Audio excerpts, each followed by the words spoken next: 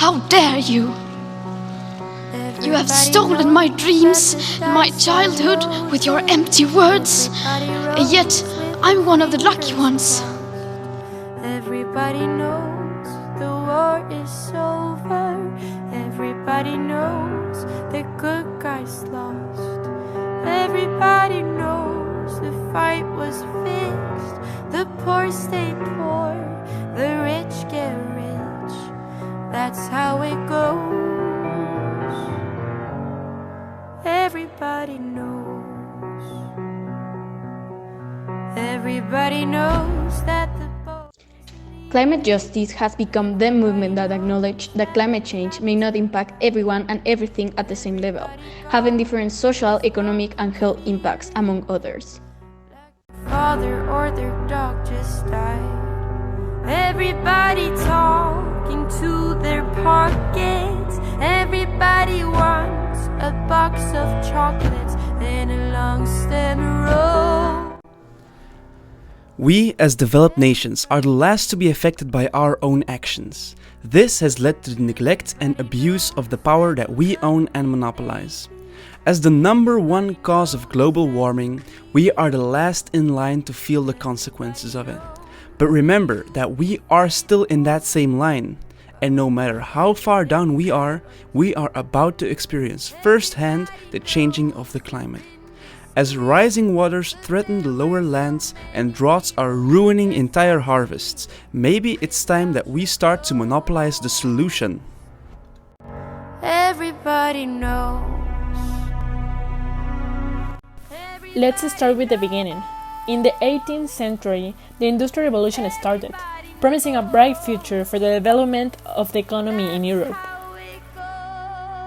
Here is when the globalization started, and the development too, but it implied that the industry became a key factor of production, bringing with it the burning of fossil fuels that causes an increase in the greenhouse effect.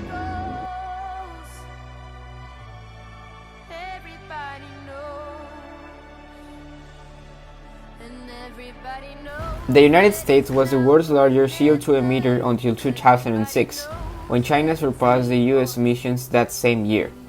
Several attempts were made to reduce this problem. The most recent one was the Paris Agreement, at least until 2 years ago, when President Trump announced his intention to withdraw from it. The governors from several states stepped up to support the international agreement, creating the US Climate Alliance, which represents 40% of the US greenhouse gas emissions. These states are continuing to lead on climate change action, implementing policies that advance the goals of the Paris Agreement, aiming to reduce greenhouse gas emissions by promoting clean energy deployment.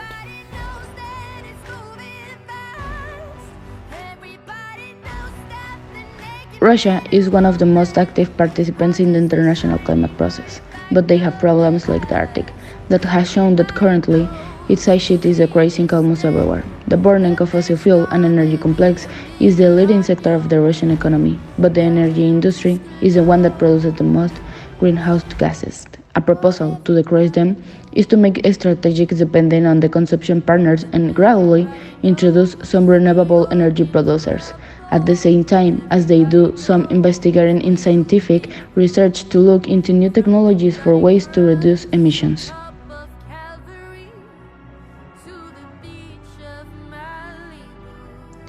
The EU has already made progress to achieve 2020 gas emission reduction goal.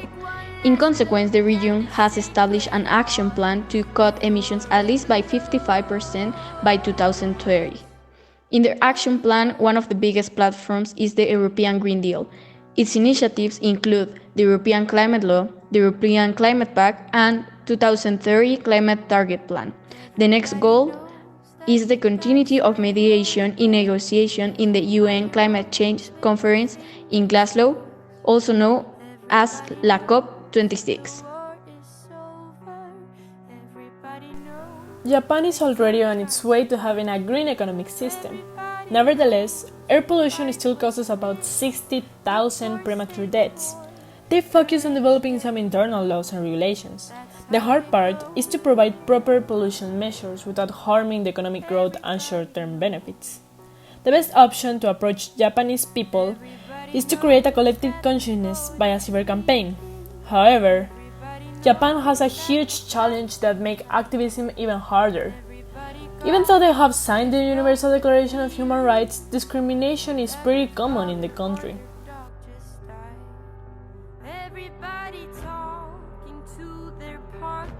The future, and even more important, the present, is in the youth. Nowadays, all over the world, there are many activists, entrepreneurs, and both. Social entrepreneurship is a new trend in businesses that seeks to combine social responsibility and the activism appeal to generate an economy in a conscious and responsible way. We truly believe that if the government of these nations focuses on funding this type of projects for environment and climate justice, Sustainable economic development that will not only do damage but protect the planet? That's what I call a transcendental solution. Everybody